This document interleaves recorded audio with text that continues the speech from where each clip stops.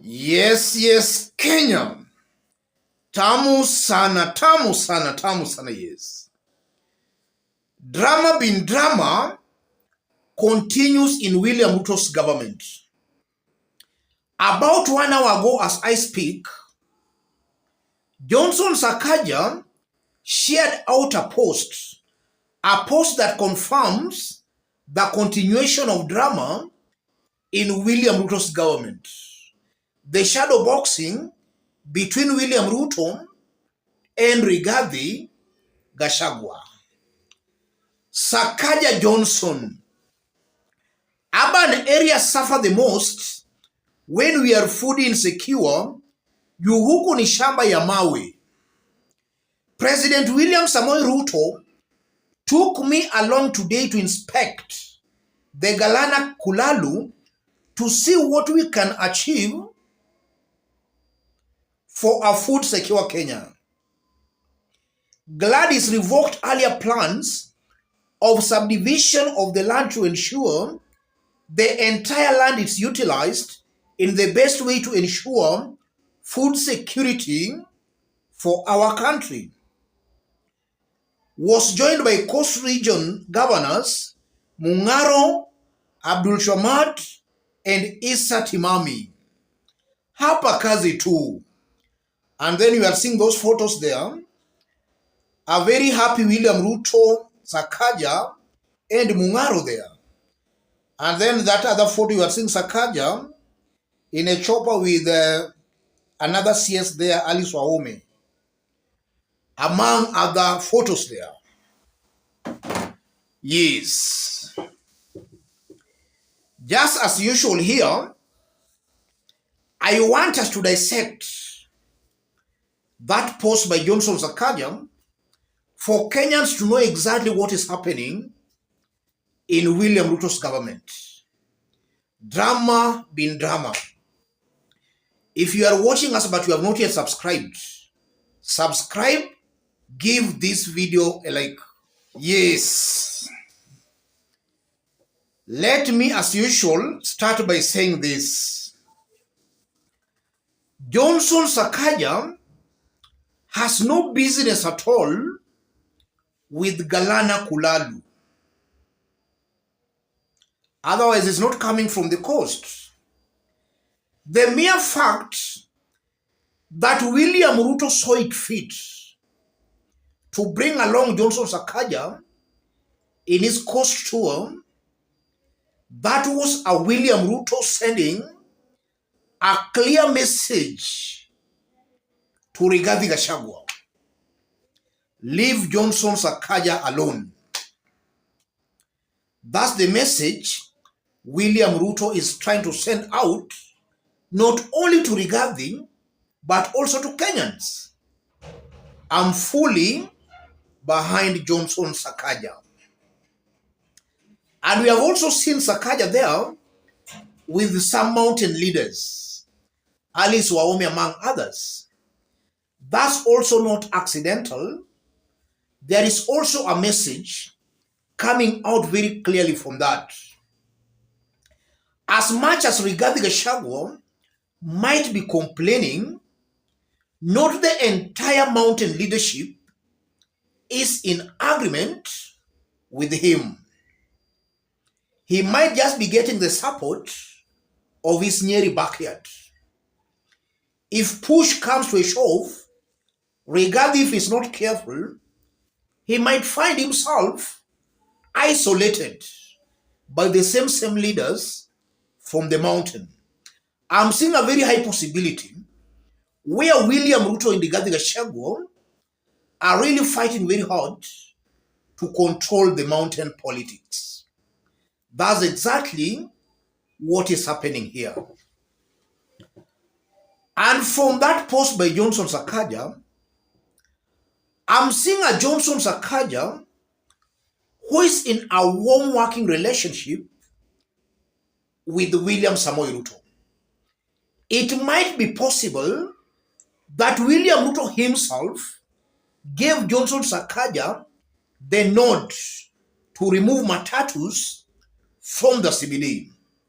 And I know Rigathi himself and his allies they may, or rather they know that, but they are afraid or not brave enough to face William Ruto head on. William Ruto too is also very careful not to be seen to be supporting Johnson Sakaja directly. So we are seeing we are seeing Rigathi Gachagua and William Samoei Ruto playing ping pong games on one another. This is what I call they are just trying to shadow box one another. Johnson Sakaja is just an scapegoat Rigathi and his team are using to allow them attack William Samoei Ruto. That's coming out very, very clearly. And the mere fact again that William Ruto is tagging on Johnson Sakaja, after which they share those kinds of posts, I'm seeing a very disorganized, a very confused government. A government that is not reading from the same page. It comes out very clearly that a wing of the government does not understand what another wing of the government is actually doing. And I won't be wrong to say here that as time goes by, this shadow boxing might now come out in public as full-blown battles between Ruto and Rigathi Gachagua. For now, they are still just playing it behind the scenes. But as time goes by, this war will come out in the open, ladies and gentlemen. And now to Rigathi Gachagua, let me also say this. Looking at what is currently happening in this government and the way Rigathi has been talking of late, let me put it very clear that if Rigathi continues the way he has been talking, Rigathi most likely will be very popular on the mountain. That's something I'm seeing very clearly. If he continues spewing hate, talking aimlessly the way he's doing, this is a man that is going to be very popular on the mountain. In fact, he will emerge as the undisputed Mount Kenya kingpin. If he makes a retreat and starts playing civil politics, if he starts being politically right in his speeches, then the mountain will hate him. Mountain residents have got a very high affinity to leaders who incite and leaders who talk hate. That's exactly what William Ruto used on the mountain. Wale watu wa kurusha mawe, wale watu wa kung'oa reli. If Rigathi wants to be popular on the mountain, my advice to him, let him continue on that trajectory. But as he continues that way, he should and must be prepared that other regions across the nation are going to reject him. But for the mountain, he will succeed in actually winning the hearts of mountain residents.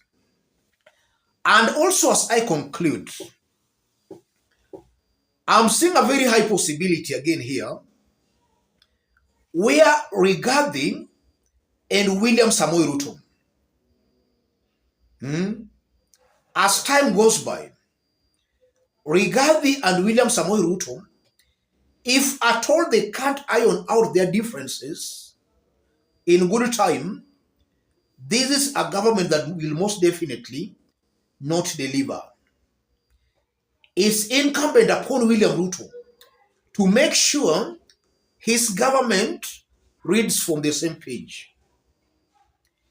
If there are wings in his government, this is a government that will most definitely not deliver. We might see it going the Uhuru Ruto way.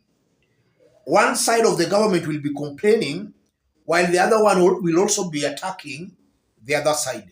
It's high time William Ruto irons out his differences with Rigathi SIDELINED so that as a team, the government can work as a team. That's what I'm seeing here, ladies and gentlemen. Let me stop it there. But or rather in case you have not yet subscribed, kindly subscribe, give this video a like. Our fans and subscribers here, I'm very much humble, very grateful for the kind of support you are giving me here. Any other person who wants to support us, I've pinned my number on the comment section.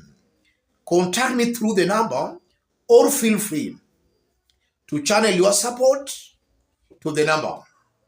Let's meet in our next analysis, where we are going to have a look at some clip of some residents of the mountain attacking Sakaja and Musalia Mudavadi. Let's meet in that analysis.